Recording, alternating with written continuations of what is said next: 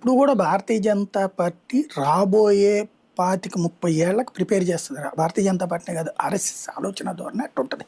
నాయకుల ఎంపికలు వాళ్ళు కష్టపడే తత్వము, భవిష్యత్తు నిర్దేశము, సరైనటువంటి రూట్లో తీసుకువెళ్ళడం, పబ్లిక్ గ్యాదరింగ్ చేయగలిగినటువంటిది వాళ్ళ అన్ని చూస్తుంటారు. ఊరికి ఇప్పుడు ప్రతి ఒక్క నాయకుడితో గౌరవంగానే ఉంటారు.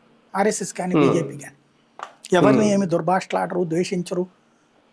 వాళ్ళ యొక్క కెపాసిటీస్ని బట్టి టైం వచ్చినప్పుడు పదవులు వస్తాయి. ఆ పదవి మనకి ఇప్పుడు వరిస్తుందని మనకు కూడా తెలియదు. బీజేపీ స్టైల్ ఆఫ్ సర్ప్రైజ్ అట్లాగే ఉంటుంది. అసలు ఎవరైనా అనుకుంటారా?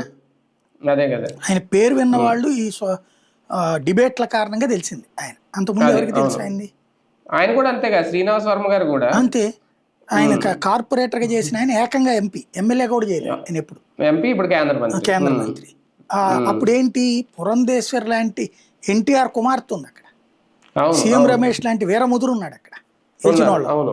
వాళ్ళిద్దరూ ఉండగా, వాళ్ళ ముగ్గురు ఉండగా ఈయనగా ఇచ్చారు. వాళ్ళిద్దరు ఉండగా వాళ్ళిద్దరిదే అనుకున్నారు ఎవరైనా సరే.